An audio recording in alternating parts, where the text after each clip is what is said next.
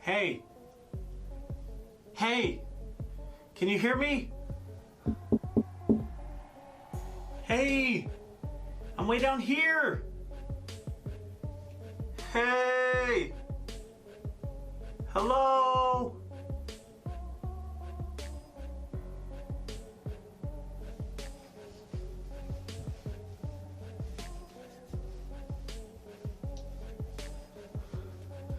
Now?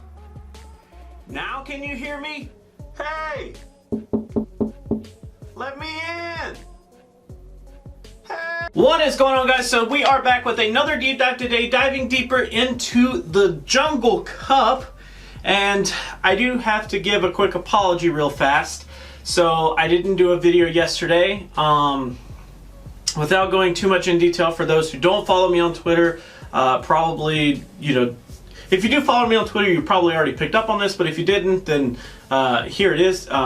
So Etika was an amazing person, an amazing entertainer, and without him ever knowing who I was, I felt like I knew him very, very close, and his suicide hit me very hard. And it took me a little bit to recover from that, because I held out hope for nearly 5 days straight that it wasn't as it seemed. So anyways, we are dealing with that in the best way possible, and I think that one of the best ways to try to deal with it is to put that fuel, that emotion into this work. So as you can see, of course, I haven't changed the setup at all. I'm sorry. I will be working on that in the next couple of days. Until now, I do want to get a few of these deep dives at least recorded today, and hopefully get them out so that I can have a few days to actually work on what I'm actually going to do here.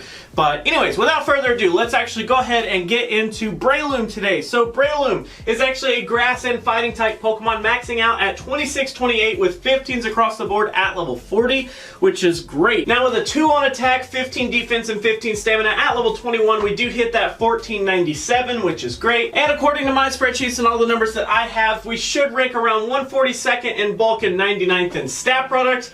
Now, I did leave off our base stats to fit all of our moves here, but our base stats are basically a 241 on attack, 144 defense, and 155 stamina, which that's an extremely high attack, but that also makes us extremely glassy, which is why we are this far down in the list. Now, roughly out of 200 participants, our stat product is right around the middle, but as you can see, our bulk is right around that 3/4 mark, so kind of not hitting on a whole lot. Now, of course, when it comes to our moves, we have a little bit of an interesting situation here. I'm gonna pull my my little podium a little closer so that I can read my numbers a little better. So I did actually leave off a fast move today, which is actually Bullet Seed for 3.67 energy per turn. It is actually the faster of the two fast moves, but it only gives us a whopping 1.67 damage before stab, 2 full damage after stab, which is underwhelming to say the least. I definitely feel like counter, even in this cup, makes way more sense than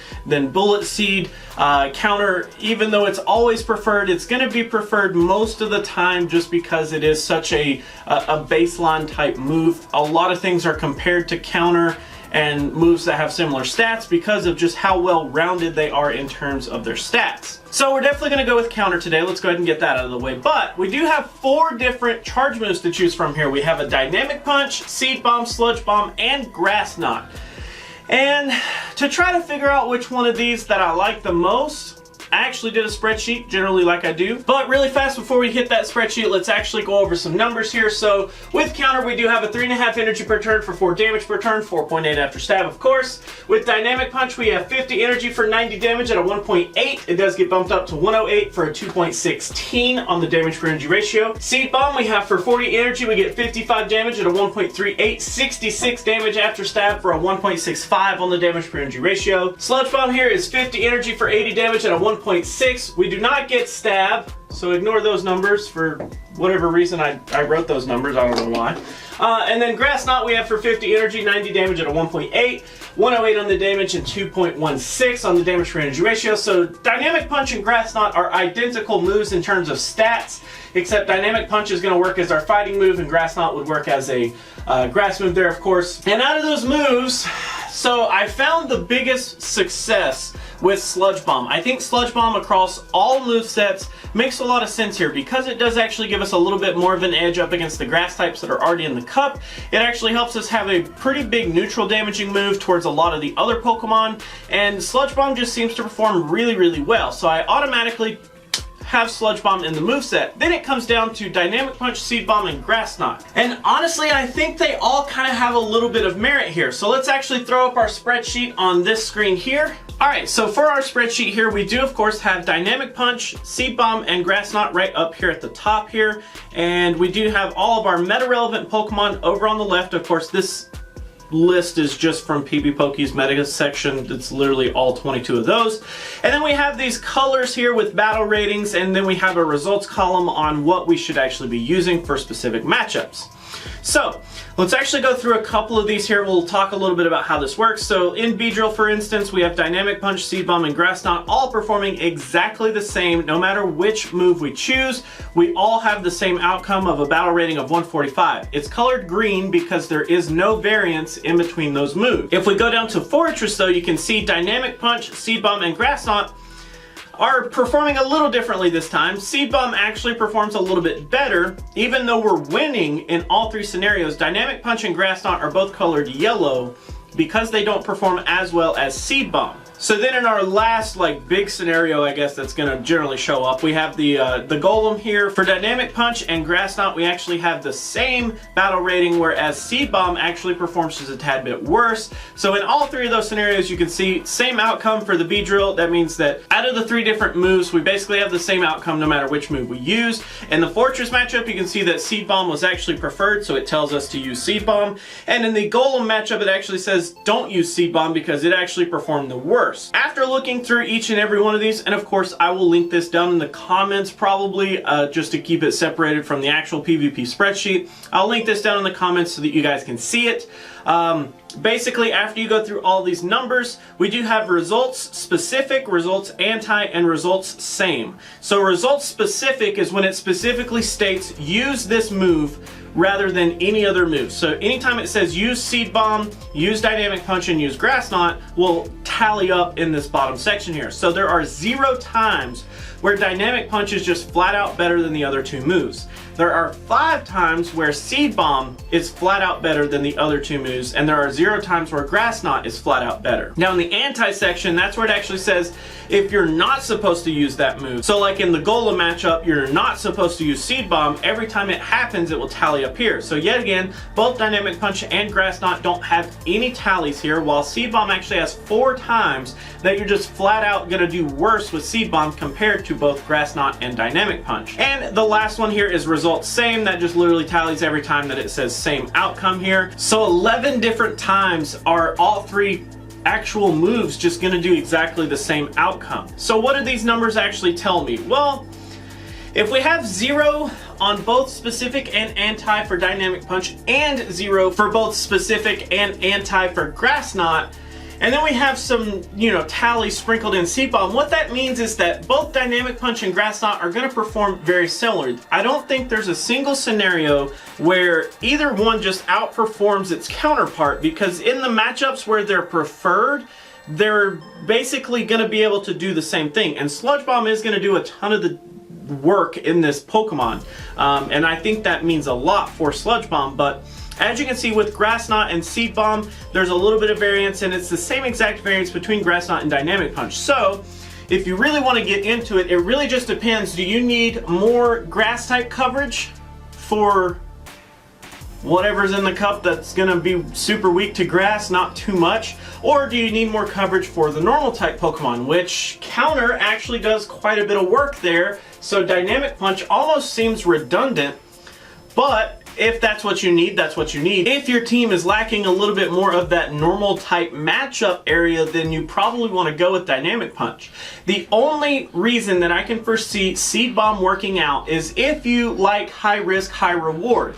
If you really do want a more like explosive type move, because it is the fastest move that we have, it does make a lot of sense to run it for that extra speed. But you actually forfeit a ton of your damage because it's so low on the efficiency here. You forfeit a lot of damage with it, so it ends up being quite awkward. It really just depends on what you personally want to run. If you like Seed Bomb for the high risk, high reward type play, then definitely go with Seed Bomb. Otherwise, I think Dynamic Punch would probably suit most teams better, and then Grass Knot is right behind Dynamic Punch just because Dynamic Punch has a little bit more of a use case in this cup rather than Grass Knot does, but that's just the way that I see it. Of course, it's totally up to you how you build your Breloom. For today, though, we are actually going to go with Counter Dynamic Punch and Sludge Bomb just for the reason of the simulations here. So now let's actually go over our shields really fast. In this 0 versus 0 situation, we do have a 45.5% win ratio. So that's when I don't have any shields, my opponent doesn't have any shields. We basically end up winning roughly half of the cup, which is actually pretty okay. Then we move on to this 2 versus 0, which is where I have 2 shields. My opponent actually doesn't have any shields this time. We actually only end up winning 79.1, which is okay, that's decent. And if you look at the Pokemon that still end up beating us, even though we have complete shield advantage, a lot of things that show up here have a flying type fast move is a really big deal here, or a fire type fast move if they're, using hidden power. Or, they're using some kind of psychic type fast move. Basically, they're exploiting a weakness that we do carry based on our typing there. In our next scenario, we do have the 0 versus 2, which is where I don't have any shields, but my opponent actually has both shields this time. We actually hit a 17.9, which is really, really nice. I really like, at least being in double digits is the goal generally, but holy cow, that's pretty gnarly. So basically the things that we actually end up beating, even though they have complete shield advantage, are things that are just weak to counter. So a lot of the normal types show up here, a lot of the rock types show up here, just things that are going to be generally weak to counter, end up having a hard time getting over us, and that's completely plausible. Our last shield scenario is the 2 versus 2, which is where I have both shields, my opponent has both shields. We end up winning 59%. And what does that actually tell us? Well, with this 59%, that's kind of like our opening type situation. So it actually ends up being statistically better to open with Breloom than it is to close with Breloom. Take that for what it's worth. So now let's actually move on into our matchups here. We're actually going to go into PvPoke. We're going to build our Counter Dynamic Punch Sludge Bomb Breloom there. You can see 1 shield for us, 1 shield for our opponent. And we're just going to actually do a custom group with the quick fill of the Jungle Cup meta. Pretty standard for these deep dives if you've been around for long enough. As you can see, we do see a 40.9% win ratio here. 9 wins with 12 losses and a draw. So let's actually go over these. So we do actually have a win up against Magneton, Magnezone, Credilli, Alolan Golem, Alolan Graveler, Lantern, Vigoroth, Fortress, Raichu, and then we do tie up against ourselves. So out of those wins, the big one is definitely Vigoroth there. And as you can see, we do end up having the win up against the Steel types and the Rock types, which both do make sense. We do actually have a win up against Lantern, which is nice. But, I don't know, I feel like Lantern's kind of a little awkward in this cup. Still, of course, Fortress is also a really big one that we do win there. And Raichu, while not as big of a win, it is still pretty important because Raichu does seem to be a lot of people's go-to electric type for this cup. If you don't have either the Legacy Magneton or if you don't have the Magnezone, Raichu seems to be a really fair option that a lot of people are going with. So then once we get into our losses here, you do see we do have a loss against ourselves, and then Scizor, Venusaur there, Ivysaur, Victory Bell, Heracross, Noctowl, Pidgeot, Vespiquen, Venomoth, Beedrill, Scyther, and Masquerain. And of course, all of those at the bottom are giving us a ton of trouble because they are exploiting any kind of weakness that we have. Masquerain and Scyther both actually just devastating us with that super duper weakness to our flying type move there. Then we do have Beedrill, Venomoth, and Vespiquen all hitting us for really, really good damage. So, I mean, out of the meta, that's pretty straightforward. It makes a lot of sense as to why we win certain ones and why we lose certain ones. There's not too much of a variance that really throws anything out of whack. So now let's actually go over our countering section with our Breloom here. So countering is basically just what do we do up against an entire typing out of the cup? How do we fare up against the electric typings? Well, we have 4 losses, which is actually really strong. So we're actually winning the majority of these matchups, which is why it's written in green. If it's written in red, that does mean that we do have less than 50% generally, and it just kind of means that we do kind of bad up against most of those Pokemon. So up against the electric types here, you do see Magnemite, Magneton, Magnezone showing up there at the top with our pretty dominating moves up against the Steel type. It does make a lot of sense there. We do have the Alolan Golem family showing up there as well. Lantern, which we've already talked about. Most of these are pretty sweet, but which ones do we actually lose up against? Minun, which is interesting to say the least. Raichu, the Alolan form. Okay, that makes some sense considering it does carry that psychic typing. It is going to be able to resist a little bit of our damage there. Zapdos, okay, probably okay considering that it is going to resist a little bit of our counter damage there. And then the Luxray, I'm sure, hidden power here. Yeah, so the Luxray matchup is a little bit jaded, but in general, the Minun, Alolan Raichu, and Zapdos are pretty hard to beat. But luckily, I don't think many people are going to be going for those because they're not too talked about. A lot of people seem to dislike Alolan Raichu. Zapdos is just generally considered very underwhelming because it doesn't get to flex its stats. And Minun, I think a lot of people may be sleeping on, but even then it's a pure electric type. It barely has anything going for it. It does have a couple of normal moves here and there, but it doesn't really help out too much in this cup like we expect the electric types to generally do. Next, let's actually move on to the normal typing here, and as you can see, we do have 13 losses and 2 ties. Now, I will let you guess, at this point, do you have any clue why we have 13 losses here? Holy cow! So, if we just scroll down immediately to all the losses, you can see all of our losses have to do with our weakness. So, Fearow, Pidgeot, Noctowl, Girafarig, Farfetch'd, Chatot, all those are going to be utilizing either a flying type move, or in the case of Girafarig, it's going to actually be able to utilize a psychic type move, and we're basically able to just die to all of the wing freaking attacks and all of the air slashes and all of the flying attacks. And then we do have Porygon and Porygon 2, which is awkward, but I guess you could say they're using hidden power, so those numbers are a little inflated, of course, but if you do have a hidden power flying on a Porygon, that does actually seem to be really interesting. It seems to be more interesting than a hidden power fire for some reason.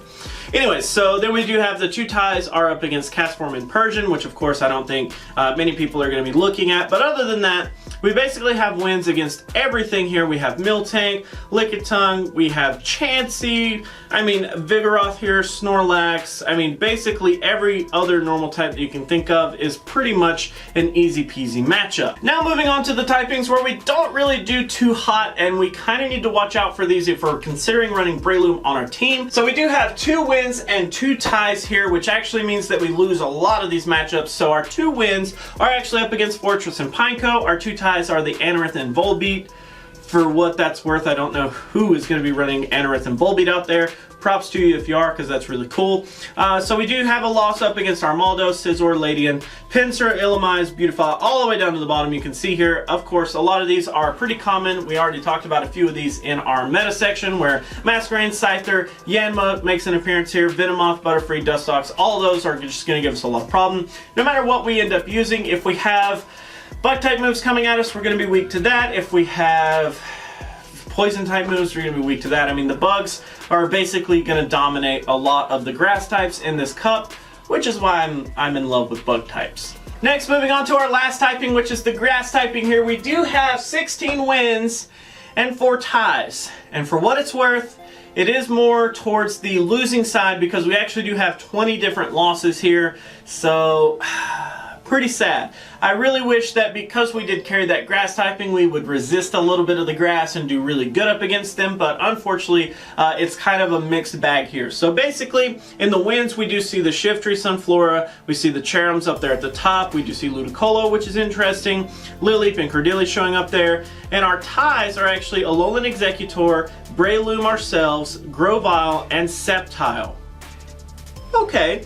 It's kind of interesting. Now our hardest fought matchups that we still lose, of course, are going to be Tangrowth, Grottle, and Leafeon. While if we scroll all the way to the bottom, we can see some interesting things here. So Celebi, Executor, all going to be utilizing some confusion there, which do give us quite a bit of a problem.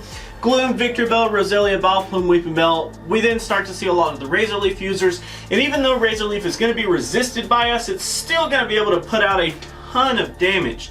So, and then on top of that, a lot of those Pokemon end up still having a poison type move to boot, so we end up still getting pretty wrecked there, which is pretty unfortunate. So that is actually going to be it for Breloom today, guys. Thank you so much for hanging out. Thank you so much for watching, of course. Final thoughts on Breloom. I feel like his numbers are decent, but I feel like the biggest reason that people are going to go for Breloom is because it, one, beats Vigoroth, and two, they can't get a hold of Heracross. I honestly feel like Heracross and Breloom are pretty much even. They're pretty much tied, and I don't feel like there's reason to really run one more than the other at this point, unless you just really want to run a poison type move over a bug type move, or if you really like Heracross for the ground type coverage and you for some reason don't want to run Breloom because he doesn't have ground. I mean, they're pretty much the exact equivalent to me, except that Breloom is a lot more accessible because if you don't live in the region where Heracross of course spawns, you don't have a Heracross. Otherwise, I think they're pretty interchangeable. There's some slight differences that when you get down into the nitty-gritty, of course, it may make more sense to run one more than the other, but in general, I definitely think that Breloom is pretty solid. I'd say he's on the same level as Heracross, and honestly for both of those I feel like the only reason they're showing up here is because they can beat most of the normal types, especially Vigoroth. So that is actually going to be it for today, guys. Thank you so much for hanging out. Thanks so much for watching. Always remember that if you like to like videos, you can do that, but if you don't, you can be that guy. Otherwise, let me know what you have to say down in the comments below, and until our next video, I will catch you then.